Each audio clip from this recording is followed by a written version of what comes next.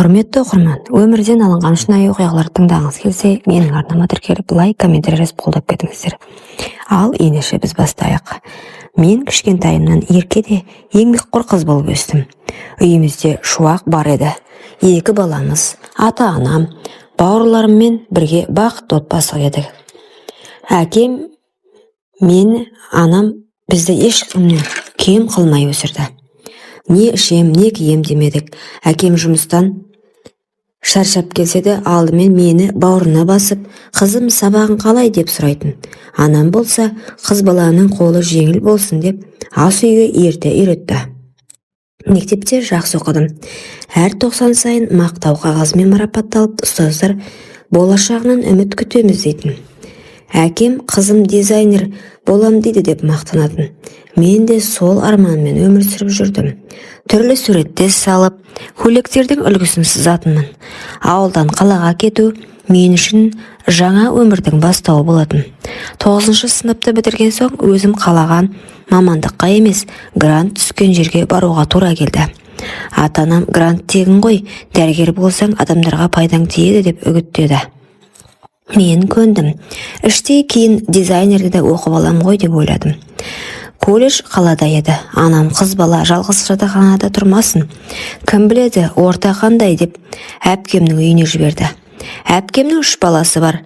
Күйеуі екеуі қалада тұратын. Екеуі де жұмыста. Тұрмыстары жақсы көрінді. Апамның қолғанаты боласың. Сабақтан босасаң, балаларға қарасаң жеткілікті дейтін анам. Мен де қуана келістім. Апамның үйі кең, бәрі жетеді. Балалар тәтті, өзіме жақын тартып кетті. Таңертең сабаққа барып, кешке келіп, үй жинап, тамақ пісіріп, бала қарауға көмектесетінмін. Бір үйдің тіршілігіне тез үйреніп кеттім. Бірақ бір ғана нәрсе мазалайтын. Апам мен жездем жиі ұрысып қалатын. Кішкентай балалар «Мама, папа, ұрыспаңдаршы» деп жылағанда жүрегім ауыратын. Кейде түн ортасында екеуі дауласып айқайлап кететін. Сонда мен балаларды алып арғы бөлмеге шығарып кететін. Күндердің бір күнінде бәрі өзгере бастады. Қысқы семестр біткен, мен сессия тапсырып жүрген кез. Сол уақытта әкем мен жездем қатты ұрысып қалды. 1-2 күннен соң әпкем ажырасатынын айтты. Бітті, енді осы өмірге төзе алмаймын деді. Мен үндемедім. Жездем кетіп қалды, бірақ балаларды көруге анда-санда келіп тұратын. Сол кездегі менің жүрегімде қорқынышта, аяушылықта қатар болды.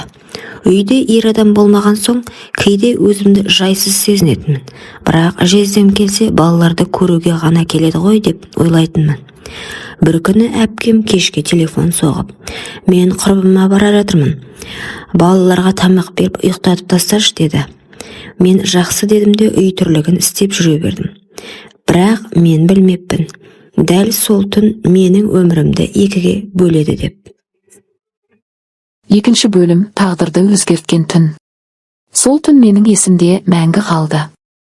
Әпкем құрбысына қонып кеткен соң, үйде тек мен және балалар ғана қалдық. Кешкі тамақты дайындап, ыдыстарды жудым. Балалар күлкісімен ойнап жүрді, мен өзімді тыныш сезінетімін. Бірақ мен білмедім, сол қарапайым тыныштық қаншалықты жалған болатындығын. Түн ортасында есік қақты. Жездем еді. Балапандар қуанып, әкем келді деп жүгіріп шықты. Мен есікті аштым. Ол тәттілерді қолына ұстап балаларға берді. Шай іштік. Содан кейін бәрі үй тірлігін жасауға кірістім. Ыдыс жуа бастағанда мен артқа бұрылсам, жездем әлі телевизор алдында отыр екен. Балдызым, әпкен келмейтін сияқты ғой деді ол мені шошытқан дауыспен. Мен балалар ұйықтап қалған соң қорқып тұрдым, бірақ жоқ, мен қорықпаймын. Бардың бөлмесіне барды. Бірақ ол кетпеді. Балалар мені әбден сағынып қалыпты, тағы біраз болайын деді. Сол кезде менің ішімде бір жамандықты сезіп, денем түршігіп кетті. Мен дереу әпкеме қоңырау шалдым. Ол болса, ой қойшы, кімнен қорқасың? Жездеңе балалар бөлмесіне төсек салып берді. Өзімде жас көзім ілініп кеткен екен. Біреу көрпемді ашып, іш киімімді шешіп жатыр екен. Шошып оянсам да, айғайлай алмай қалдым. Жаным мен денем бірдей қорқыныш пен ауырсынуда болды. Таң атқанға дейін мен тек ояу болдым. Мен оның үнсіз қуыршағы болдым. Мен барынша қарсыластым.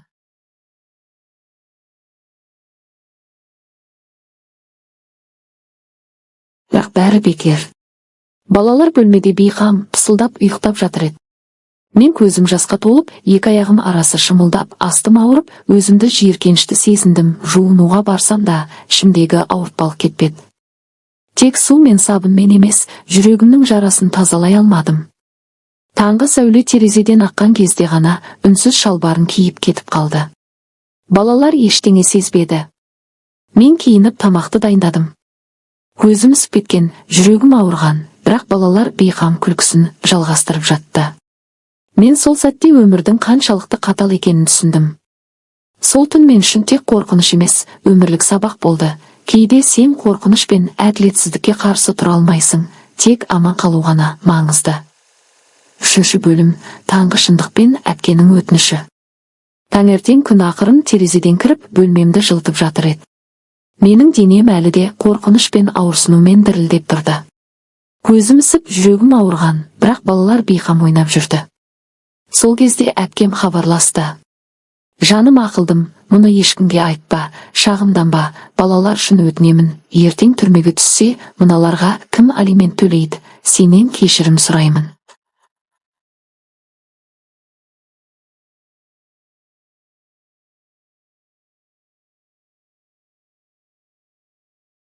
Бірақ бәрін өз арамызда қалдырсақ жақсы болар еді, деді дауысы дірілдеп.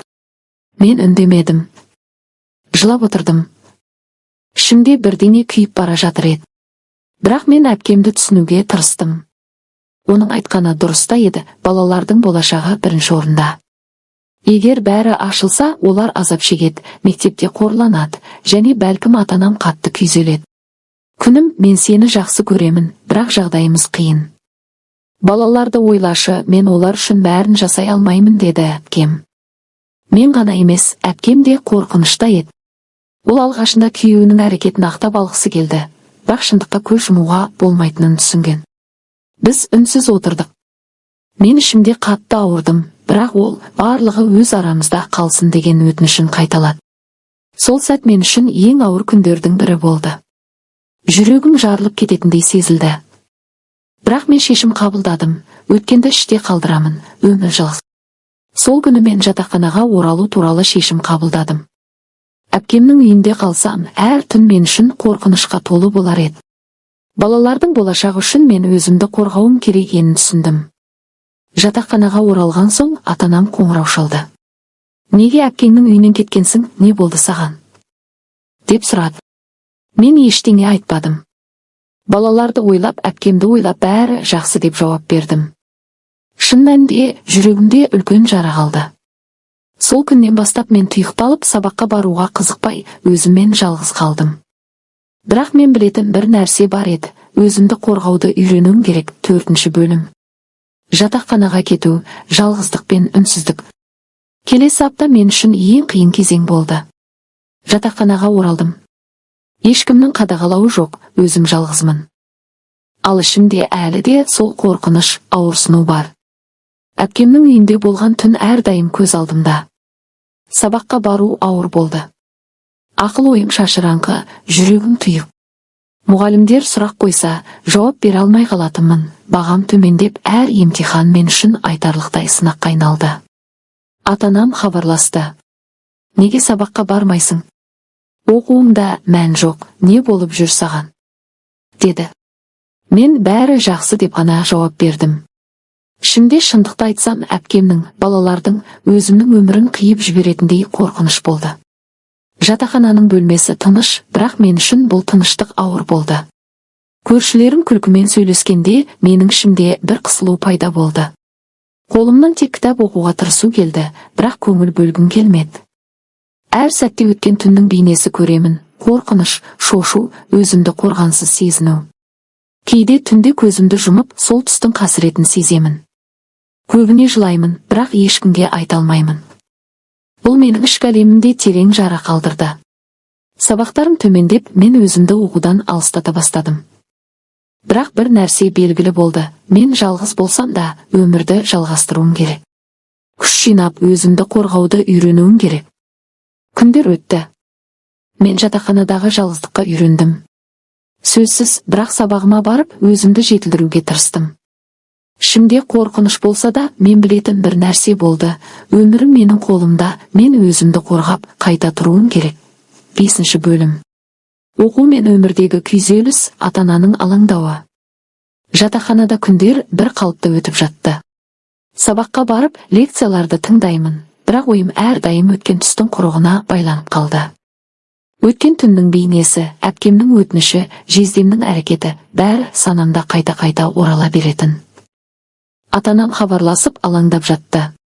Қызым, не болып жүр? Неге сабаққа бармайсың? Оқу көрсеткіші төмендеп кетті деп жатыр ғой, деп сұрады. Мен ештеңе айта алмадым.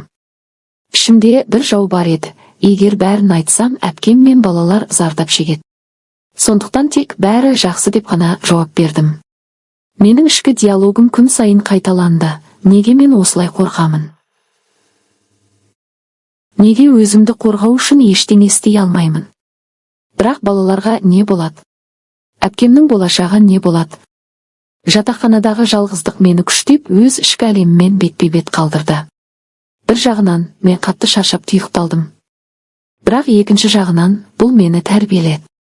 Әр сәтте өзімді қорғауды, шекарамды белгілеуді үйрендім. Мен сабаққа баруға тырысқан сайын, өзімнің осалдығымды сездім. Кейде ойлаймын, егер мен сол түнде қорқып қалмаса, бәлкім бәрі басқаша болар еді. Бірақ өткенді өзгерте алмаймыз. Маған тек өзімді күшейту ғана қалады. Әпкем болса, дым болмағандай тыныш өмірін сүріп жүре берді. Ата-анам мен үшін қатты алаңдап жатты. Анам әрқашан, қызым, сенің жүрегің дұрыс жолда жүрсін. Бірақ денсаулығыңды ойла деп айтатын.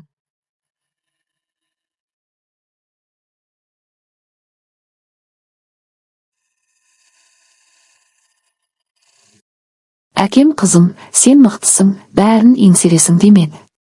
Бұл мені жеңілдете түсті, бірақ жүрегімде әлі де ауыртпалық болды. Сабақтарымды орындап, өзіме уақыт бөліп, бірте-бірте психологиялық жарамды басқаруды үйрендім. Мен білетін бір нәрсе болды, өзімді қорғау, өмірімді жалғастыру менің міндетім.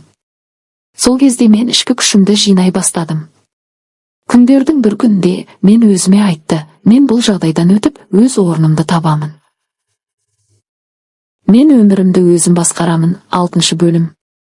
Жазасын алғандар әділдік пен рухани қайтату. Уақыт өте, мен өзімді аздап жинай бастадым. Сабаққа бару оңай болмаса да, оқуға көңіл бөле бастадым. Жатақханадағы жалғыздық мені шыңдады, ішкі қорқынышымды жеңуге көмектесті. Бірақ жүрегімде әлі де жара қалды. Бірнеше айдан кейін күтпеген хабар келді. Жездемнің әрекеттері тағы да бір қыздың өмірін құртып, құқық қорғау органдарына жеткізілген. Іш киімнің жуылмай сақталғаны айғақ болды, қыздың хикаясы дәлел болды. Сот процесі ұзаққа созылды, бірақ әділет орнады. Жездем қатаң режимге түрмеге түсті. Ол үшін бұл жазаның бір бөлігі ғана болды. Әпкем жездемді ақтап алғысы келді, бірақ дәлелдер жетерлік еді. Әпкем бастан кешкенін мойындап, мені көргенде көз жасын тыя алмады. Сіңілім, кешірші, бәрін өз арамызда қалдырғаным дұрыс болмағанын енді түсіндім. Сенің батылдығың мен үшін сабақ болды, деді. Мен оған теріс қарадым, жауап бермедім. Жүрегім әлі толық жазылмаған еді, бірақ мен оның өкінішін сездім. Менің ішімде бір өзгеріс болды, қорқыныш, жара мен жасыру сезімдері біртіндеп кеткендей болды. Өмірдің әділ екенін, ал адамдық шекара мен өз құқымды қорғау маңызды екенін түсіндім. Сол кезде менің көзім ашылды. Мен тек сабаққа ғана емес, өмірге де қайта оралдым. Қиындықтар мені сындырмай, керісінше күшті етті. Енді менің жолым, өзімнің болашағым мен арманым үшін күресу. Әпкем балалармен бірге өмірін түзеп, өз үйін қайта құрады. Мен жатақханадан шығуға дайын болдым. Өткеннің көлеңкесі артта қалды. Енді мен тек өз өмірімді таңдаймын. 7 бөлім. Жаңа өмірдің бастауы, қыздың күшейген бейнесі. Мен жаңа өмірге қадам басқан сәтте, ішкі тыныштық пен сенім алғаш рет бірге келді. Жатақхананың бөлмесінен шығу, өзіме өзім жауап беру, бәрі мені жаңа деңгейге көтерді. Өткеннің ауыртпалығы әлі бар, бірақ ол мені енді тоқтата алмайды. Күндер өтті. Мен сабағыма баруды, өзімді дамыту мен арманыма жетуді әдетке айналдырдым. Әр сәт сайын өзіме сенім артып, қорқынышты жеңу жолында жаңа күш таптым. Көз алдымда сол түннің бейнесі тұрса да, мен енді оған бағынбаймын. Әпкемнің өмірі де біртіндеп түзелді. Ол балаларын тәрбиелеп, өз үйін қайта құрып, өмірдің әділдігіне көз жеткізді. Біз арасындағы қатынас бұрынғыдай емес, бірақ сенім мен түсіністік пайда болды. Жездемнің түрмеге түсуі, әділдіктің орнауы мен үшін сабақ болды. Өмірде кейде әділдік уақытында келеді, бірақ ең маңыздысы өзіңді қорғау. Мен өзімді құрбандыққа бермей, өзінің жолымды таңдадым. Менің жаңа өмірімде тек өзіме сенім, өз құқығым мен арманым маңызды. Өткен ауыртпалық мені сындырмады, керісінше күшейтті. Енді мен өз жолымды өзім таңдаймын, өз өмірімді өз қолыма аламын. Менің жүрегімде тек бір сезім бар, өзімді сүйетін, өмірге сенетін, және ешқашан өзімді қорқытпауға дайын қыздың сенімі. Сол сенім мені қанша ауыртса да жаңа биіктерге жетелейді. Өткеннен сабақ алып, болашаққа үмітпен қараған мен енді ештеңеден қорықпаймын. Бұл менің жаңа өмірім, менің жаңа бейнем, мықты, батыл, өз өміріне жауапты қыз бол.